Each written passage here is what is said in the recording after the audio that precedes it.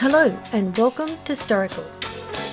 I am your host, Peter Roberts. At Storical, we think your stories are historical. History is the story of you, and they deserve to be recorded and shared. Storical is the place you come to for advice on how to capture life story, tools to use, and how to complete your project.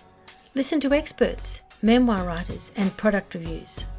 Visit us at lifestoryprofessionals.com to read information that we talk about on Storical, and to get free downloadable tips, and to follow links and books that people on our show have written. Let's inspire you to start.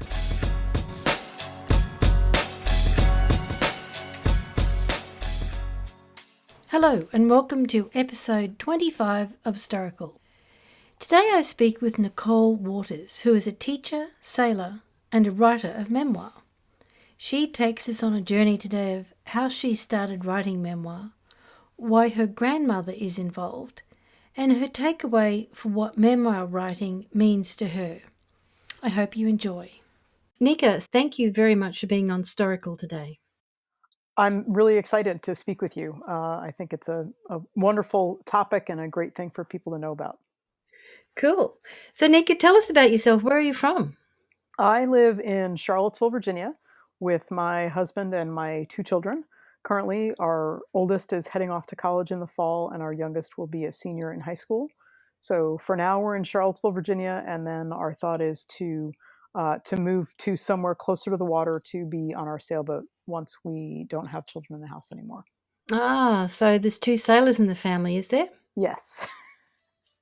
I understand that you took a writing class at a non-profit, and I'm wondering what motivated you to start writing. So this actually is combined with our sailing adventure, which is a little bit of a strange conversation. My husband and I bought a sailboat in 1992, took it, went for 3 years, came back. We still have the same boat. We took our kids and went sailing for a year when they were 8 and 10. Hang on, but you did everyone's dream. You got on a boat with your kids for a whole year. That's everyone's dream. Well, we did, and we feel like we've done it twice, and we're getting ready to go off and do it again. Right. But I suppose every dream has to stop, and you finished your sailing adventure and came back to live in reality, I suppose. But Or a different sort of reality is what I like to say.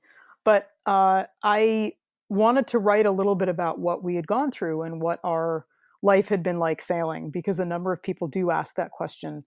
How do you go sailing? How did you manage to leave everything? What did you do with your jobs? Those sorts of things. And I wrote a story that actually was published in a magazine, and then it was entered into a contest, and I won some money from it. And I thought I would join this local nonprofit, which is called Writer House here in Charlottesville.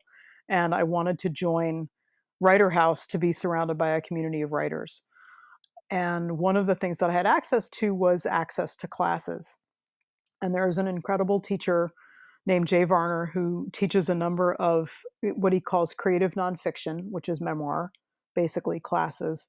And I took a class with him and really realized as I was doing some of the homework and backup work for that class that what I really wanted to write about was my grandmother, who at the time was, boy, I'm not even sure if I can picture, she was in her late 80s, had always been a very, very important figure in my life.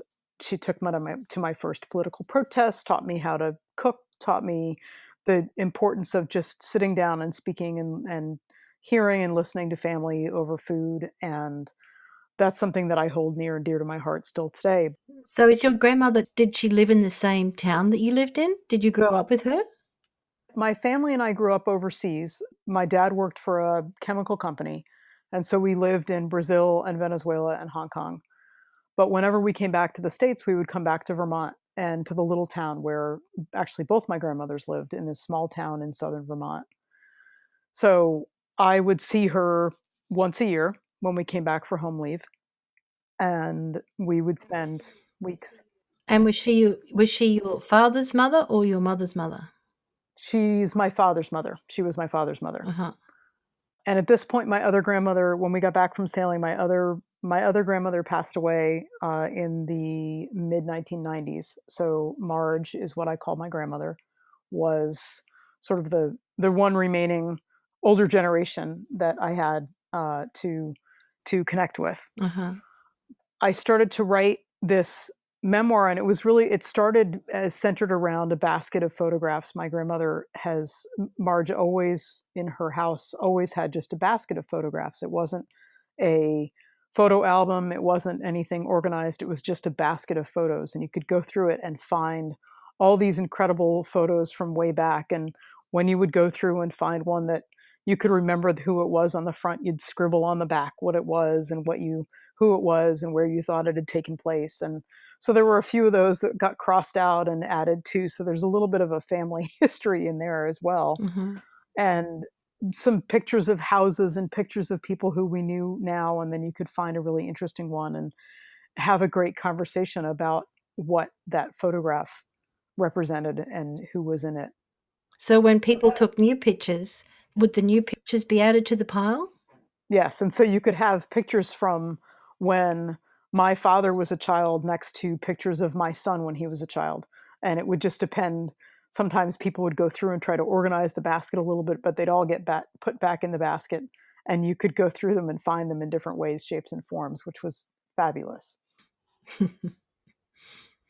So why your grandmother? Why did you come back to that? You were wanting to write about sailing. You were written about sailing, and then when it came to your class, your topic was your grandmother. And I think with Jay, I'm trying to remember what started it, but I think he had asked us to talk about a place.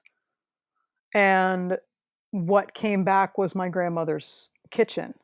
Mm-hmm. And so that started it. And then it just sort of morphed into something a little bit larger than that. And I realized that really what I wanted to do was to write something that I could share with her. She was not ill, but a lot of her friends had died, and she was starting to talk about not wanting to really be around a whole lot longer. And I realized that it's one thing to say to somebody, I love you, and it's quite another to write something out and get some of those emotions out on paper.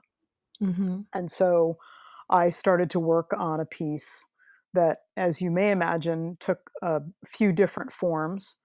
Uh, I think the format of the piece initially started with picking up three photographs and using those as the structure.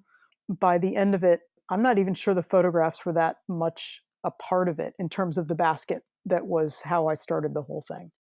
Your first story was about a place. That was the topic that your tutor gave you. So you started to talk about your grandmother's kitchen. How did that story work out? It wound up being the basis for tapping into some emotions that I wanted to explore a little further. And I wound up taking, I think, three different classes with Jay. These classes were either 8 or 12 weeks, I can't remember, but you would go every week, and you'd have an assignment. If there were 12 of us in the class, each of us would get to share during one week, and we'd send out the things. And there's a writers group that grew out of that class. There were a number of us that took that class and took a number of classes from Jay, and we got together. And actually, I think that's how I wound up finishing this piece, was with my writers group, and they helped me fine tune it and get out what I wanted to get out to share with Marge. How important was the group that you were in, your writing group, to give you feedback and to, I guess, polish up what you had written? Important for a number of reasons, not the least of which is, for me, the sense of accountability. If I knew that I needed to share something with them every couple of weeks, that made me work on it more. And as I was helping them and giving feedback on their pieces, it was a group of, I think, four of us, and we got to know each other very, very well. But also, I've found for me that when I'm giving feedback to other people, it very much helps me understand my own writing and things that I want to make better in my own pieces. I see, because you see in their writing something that could help you. Yes. And I find it easier to notice things in other people's work, at least initially, and then be able to apply. So if I'm giving somebody some feedback, I can look. I've got to the point with my writing group and with the classes that I took that I could look and give somebody feedback and realize that I was actually talking to myself at the same time, and use that and go back and work on my own. So each week, your tutor Jay would give you a different topic to write about. Did you always come back to the topic of your grandmother and just keep adding stories about her? Yes. Why was that? I think, and I was thinking about this actually when I was thinking about this podcast and getting on and speaking with you. I realized that for me, writing for a long time has been a way of working through things for myself. And it started way back when I was a little kid. But I remember one particular thing in high school when my great grandmother, actually Marge's mother, died, and I stayed up almost all night writing about her because she was another person who meant a lot to me. But it took the writing down and just encapsulating stories. This was long before the internet, long before email or anything like that. So it was handwriting out these things, but it helped me process through and cement a feeling about her in my life and my world. As I was working in these classes with Jay and with this writing group, I realized that what I really wanted to do, this was important to me to make sure that I had written down stories about my grandmother while she was still alive. And I don't know what, I'm not sure why that was really important to me, but it was extraordinarily important to me. Did you interview your own family for their perceptions about your grandmother, or were you taking your own feelings and your own perceptions and your own experiences with her and writing that down? So I guess my question was, did you triangulate to test out the theory that, you might have about some incident that happened, for example? No, I didn't. And it was interesting when some other family members read the piece because they remembered it totally differently than I did. but That's funny. Mm. but no, it didn't. It really didn't occur to me. And I think maybe this is where the classes came into play, with Jay talking to us about creative nonfiction. I suppose that could be a controversial topic, whether memoir is creative nonfiction or where the lines blur in those.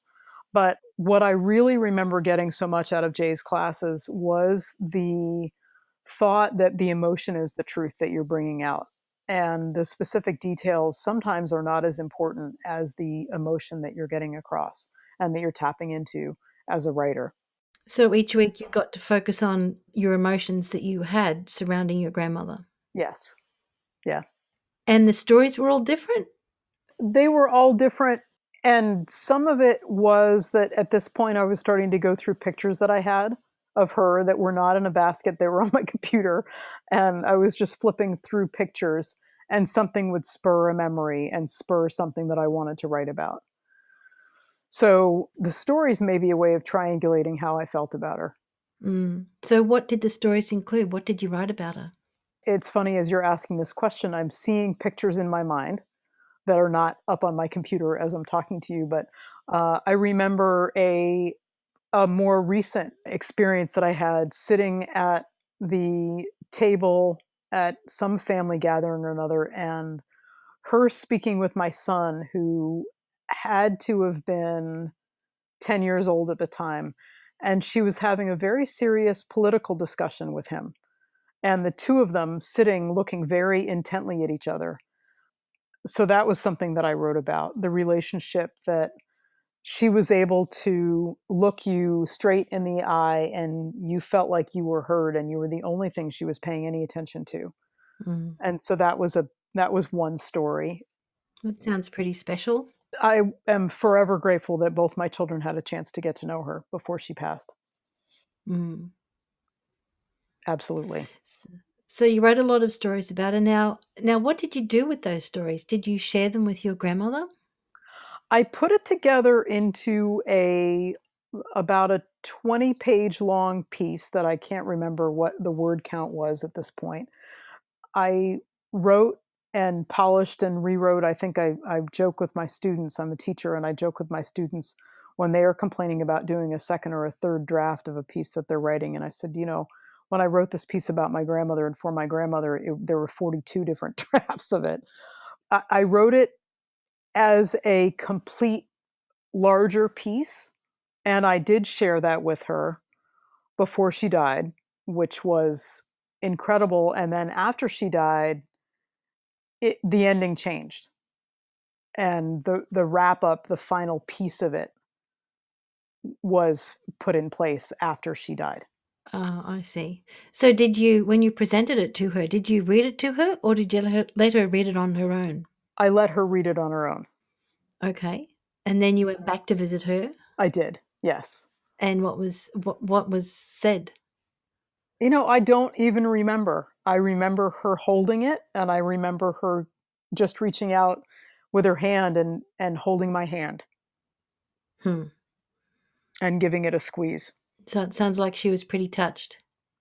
I think she was. Mm.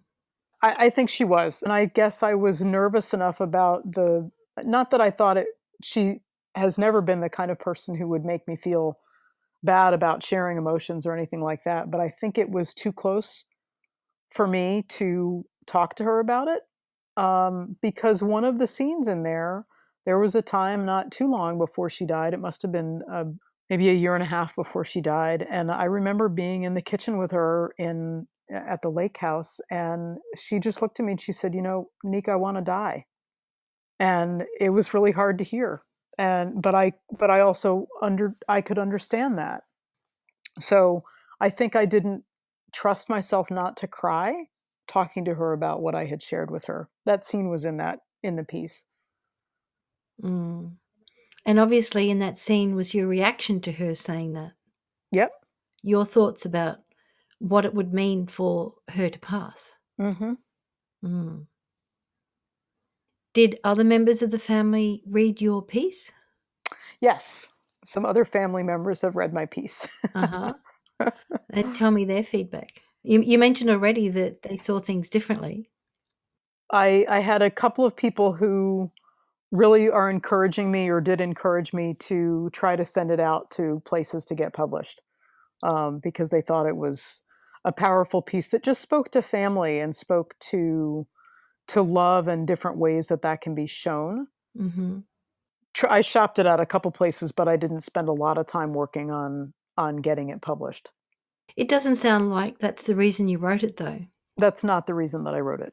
Mm. No, I wrote it for Marge. I think I also wrote it for me. I mean, I think that's when I think about writing and why I do things, I suppose there's a selfish angle to it, which is I write for me. I write for me to sort through things and figure things out. If other people read it, great, but I'm not writing it for someone else's eyes generally. That one was very specifically written for Marge. Mhm. And did she keep your essays? Yes. Okay. It sounds like it was very personal giving it to her. It was, and I mean, I did feel, I felt a sense of urgency, and mostly because I really did want her to read it before she died. Why was that? Yeah, I'm interested in why you wanted to let her know that. It sounds like it was a love letter in a lot of ways. In a lot of ways, it was, and I wonder if some of going sailing, and it all comes back to that in so many different ways, is realizing that you don't have as much time with people as you'd like to. When you're sailing, you meet people and you share an anchorage with them for a couple days, a couple weeks, what have you, but then inevitably you go your separate ways. And it's easy in this day and age to feel like we always have the opportunity to let people know. And I think it's also easy in this day and age to put off saying things because you always think there's going to be a chance. Maybe going sailing gives me that understanding of urgency in ways that is not customary. It's very easy to think, I can always tell them tomorrow. I can always say that tomorrow. I can always say it later. And then you only realize that you can't after it's too late. I really didn't want it to be too late. I really, really, really wanted her to know how I felt in some way other than just, I love you. Were you motivated to tell her that because she was ready to stop living? I think that was probably part of it. It just became really clear that I wasn't going to have as much time as I wanted. I wasn't going to have endless time. Mm. Sometimes it's the other way around too. Sometimes people who know they don't have a lot of time want to write their story as well. Right. But you knew that she was on limited time, so you wanted to let her know how you felt. Hmm. I think too that there are emotions that I could capture about her while I was still able to pick up the phone and call her. I don't think I thought that that there was a limited time for my capturing those things, but I think that's how it worked out. I think in looking back at it, there were emotions that I could access because she was still alive that I can only remember now instead of actually living right this minute. Wow. So you said you were teaching. Did this writing lead you into teaching? No, I've been a teacher for forever. I currently am helping kids who are struggling with learning how to read, but I've been a classroom teacher for grades 2 all the way up through seniors in high school for as long as I've been working, so since the early 90s. Has your writing informed your teaching in a way that you never thought it would have? That's interesting. I hadn't thought about it that way. I feel like what my writing lets me do is model for my students what I'm asking them to do. I can show them what I'm working on. I can talk to them about the process as a peer. And I think it gives me a little more credibility. But I've never thought about my writing informing my teaching in any way other than that, I guess. Well, that's still a pretty important step. Hmm. For kids to have that role model, I think that's pretty important. Yes. Being able to understand the struggles that students go through learning something new. And because you've been there, you can understand it and sympathize and perhaps give guidance and help. Yep. The other thing that I think I show them is that the learning that goes on when you write doesn't end. It continues. It's one of the things that I'm still continually grateful for is that I get to learn every time I start writing something, I learn something. I think you also model that learning doesn't stop when you step outside the classroom either. Yes, that's true. And so you continue to write? I do. I have a blog, like 90% of the world, it seems. I have a blog that I put out a couple times a week and use that often as a basis for a podcast. I have a podcast as well. But the writing that I'm doing is processing through, interesting, this theme keeps coming up. It's not processing through grief, but processing through the things that I'm going through in my life. So we're getting ready to sell our house and have our children move off to college and start that next phase. And so the blogging that I'm doing is in preparation for the next phase of our lives, which will be on a sailboat. And so I'm hoping to share with people the thought process and the things that go into getting ready for that. So if anybody reads that, great. If not, I'm still doing it myself. So where can people read your blog and what is your podcast? The blog is fit to sail, FIT, the number 2, SAIL.com. And I podcast with 2 other women, and the podcast is called the Boat Galley Podcast. And it's all about sailing and cruising and getting ready to live on a boat and the things that go into that. Wow, that sounds very informative. We like to think it is. It certainly informs us, so that's a good start.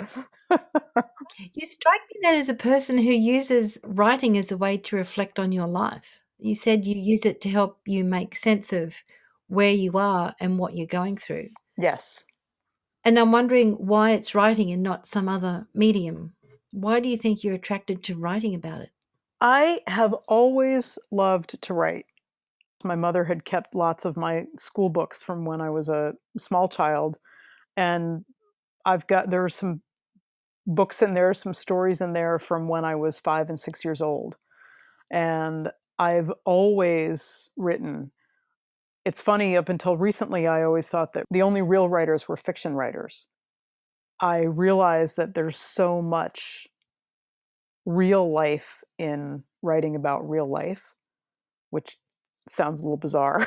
But there is such a craft to writing about real life in a way that is true to what is going on.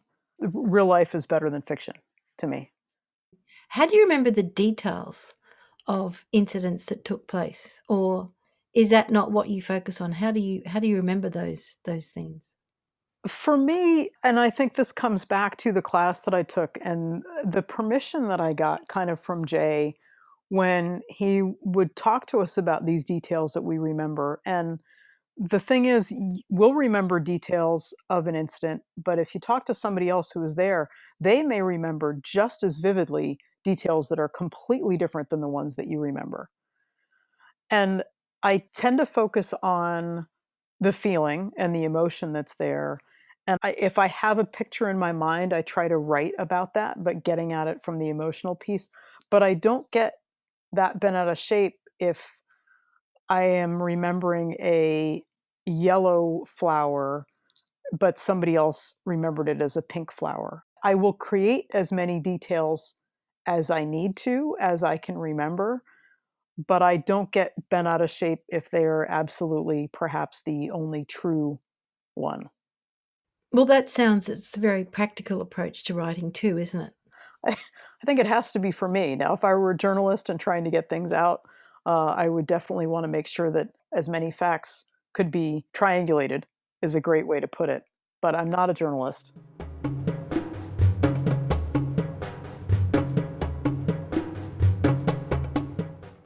So, Nika, when people come on my podcast, I always ask them for advice, and I'm not sure what I want to ask from you, whether it's advice for people on how to get started. You seem to have a great advantage in that you're interested in writing. So perhaps you can give us some tips on how you think people can get uh, the most out of their writing when they start recording their life stories. What's coming to mind is Stephen King and his wonderful book on writing, where he talks about just to write it and you have to get it out. I think we get really bent out of shape and concerned with what it's going to look like. If you just let yourself get into it and not worry about the punctuation marks or the spelling or whether you remembered if it was a pink flower instead of a yellow flower, but just write to get it out and stop sitting with an editor on your shoulder. It doesn't matter if somebody else sees it. It matters that you share it with yourself. For some people, it might be sitting with a tape recorder and just speaking into the tape recorder. For some people, it's physically getting a pen. I would strongly suggest a pen instead of a computer. There's something far more personal about a pen and paper to sit down and just write. And I tell my students all the time, well, I can't think of anything to write. I said, okay, then fine. And just then I want you to write, I can't think of anything to write for 5 minutes. Just write, I can't think of anything to write, because after about 30 seconds, you're going to get really tired of saying, I can't think of anything to write. And you'll start finding something to write about. I'm so bored. I can't believe Nica made me do this. This is the dumbest thing ever. And I really wish that I was outside playing in the sandbox right now. And all of a sudden, you have something that's coming out. But it's not all of a sudden because you had to do the work to get to the all of a sudden. That sounds pretty good to me. I think that's right. I think sometimes we just, we hold ourselves back. We don't give ourselves time. We don't give ourselves permission. We have high expectations of ourselves. There's a lot of different reasons why we don't succeed. I can understand your advice perfectly, I think. I hope that if somebody just writes and gets it out, that I will feel wonderful if somebody has heard that and just decides to write. Somebody in a podcast I was listening to recently said, what you want to do is you want to aim for B minus work. And the response on that was, instead of getting wrapped up in making sure it's all perfect, just get it out there. You can't do anything with it if it doesn't exist in the first place. That's true. That's great. Well, Nika, I appreciate you being on Storical today. Thank you so much. Well, thank you, Peter. I really enjoyed our conversation. Thank you for joining me in another episode of Storical. Feel free to let me know how you like Historical, either on iTunes or where you get your podcasts.